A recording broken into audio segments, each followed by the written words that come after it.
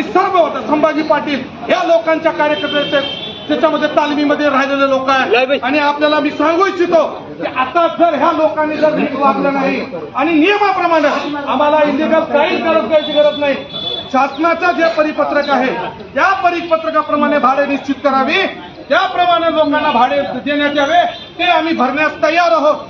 वारंवार ह्या लोकांना सांगितलं असताना सुद्धा ह्या लोकांनी तुगलकी कारभारप्रमाणे आमच्यावर दुनियाचं आमच्या तिथं येऊन सील करणे, आमचं पूर्ण लोकांना मानहानी करणे, अपशब्द बोलणे असा हा प्रकार चालू आहे। आणि ह्या अपशब्द आणि आमच्या मानहानीच्या प्रकाराला हे आपण फळायचं नाहीये। आपण सर्वांनी एकत्र येऊन या आयुक्त आणि उपायुक्ताचं तक्रार माननीय मुख्यमंत्री, उपमुख्यमंत्री देवेंद्र फडणवीस, अजितदादा पवार, सर्व नेत्यामध्ये अमित विलासराव देशमुख, गिरीश महाजन साहेब या सर्वकडे करायचं आहे आपल्याला। आणि आता आपण स्वस्थ बसायचं नाही मित्र हो। हे लोक आपण जर स्वस्थ बसलं तर आपल्याला कुठेही घेऊन जातात। आम्ही कोर्टामध्ये गेलो नाही, हे लोक कोर्टामध्ये जातात, इलिगल पूर्ण नियमबाह्य काम करून सुद्धा कोर्टामध्ये जातात। त्यांना आम्ही जीआर दाखवली 7/11 आणि 6/11 जीआर तुम्ही लागू करा म्हणलं, शासनाचा जीआर आहे तो, ते कुठेही लागू केलं नाही। आणि जास्तीचं भाडं आम्हाला आकारून, बरं ठीक आहे जास्तीचं बी भाडं आकारलं तरी आम्ही भरायला तयार होतो, पण त्यांनी जे तुगलकी कारभार आणि हुकुमशाहीने दंडशाहीचं काम केलेलं आहे त्याच्या विरोधात हा सर्व गाळेधारकांचा हा मोर्चा आहे। आणि हा मोर्चा स्वस्थ बसणार नाही, हा पहिला आंदोलन आहे आणि ह्याच्यानंतर आंदोलनाच्या दिशा आणखी आम्ही ठरवणार आहेत। ह्या आयुक्ताला आणि ह्या खानलोच्या उपायुक्ताला आम्ही हद्दपार केल्याशिवाय आम्ही राहणार नाही। फक्त कमिशन घेऊन जर काम करत असतील, लोकांच्या सुखसुविधाकडे जर बघत नसतील तर हे काय कामाचे आयुक्त? कचऱ्याचा प्रश्न आहे, पाण्याचा प्रश्न आहे, सर्व प्रश्न केले आणि दुसरीकडे हे वस्तूंसाठी प्रश्न केले। मालमत्ता कर कसा लावलेला आहे तुम्ही 2023 जीआर आलं, 2023 नंतर भाडे निश्चितीकरण गरज असताना 5 वर्षाचं पूर्ण आम्हाला दंड आणि व्याज लावलं। आणि आता 45-50 वर्ष झाले गांधी मार्केटचं दुकानं करून आतापर्यंत कधी येणे टॅक्स आणि अकृषीदार कधी आलं नाही।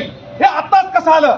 कारण ह्यांच्यावर जे ह्यांच्या 7/12 जे प्रॉपर्टी आहे त्यांचं भार आमच्यावर लादतात हे लोक, जे की गावठाण एरिया आहे, ह्याला माहिती नसतंय, यांचं घरपाट नसतंय, ह्याला काही नसतंय। कारण लातूरची जी जनता आहे ते शांत आहे, निमूटपणे हे सगळे त्यांचे अत्याचार आपण निमूटपणे सहन करून घेतो। आता सहनशक्ती संपलेली आहे मित्रो, आता आपल्याला हे आंदोलन केल्याशिवाय राहणार नाही। त्यांचं जे पण एक प्रतिनिधी आहे ते इथं आल्यानंतर आपण सगळं पूर्ण मीटिंग जरी चालू असलं तर त्यांनी आयुक्तांनी इथं येऊन आमचे निवेदन घ्यावं लागेल। आणि जी काय कारवाई आहे आणि जे तुम्ही धमकी देता, पेपरमध्ये प्रसिद्धी करता तुम्ही की सील केलं हे दुकान नंबर, तुम्ही नियमाप्रमाणे करा, आम्ही तयार आहोत।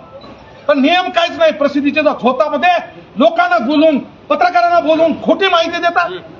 आता आम्ही सुद्धा पत्रकाराला माहिती देणार आहे, पूर्ण शैनिशा, पूर्ण पेपर वाईज पूर्ण माहिती देणार आहे, पूर्ण जीआर संबंधात माहिती देणार आहे। तुम्ही या एकदा आणि आम्हाला फेस करा। सगळ्याला माझी विनंती आहे, मला सगळ्याला माझी विनंती आहे की हे जे काही आम्ही पूर्ण माहिती आतापासून नाही 2019 पासून आम्ही सातत्यानं हे प्रयत्नात आहोत की ह्याच्या मागे लागलेलो होतो आम्ही।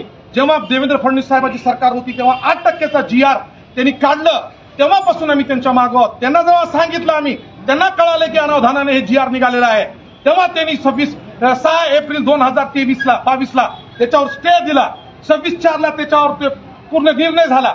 त्याच्यानंतर काही सूचना मांडल्या गेल्या हरुणभाई, त्याच्यानंतर 7/11 सुधारित जीआर निघाला।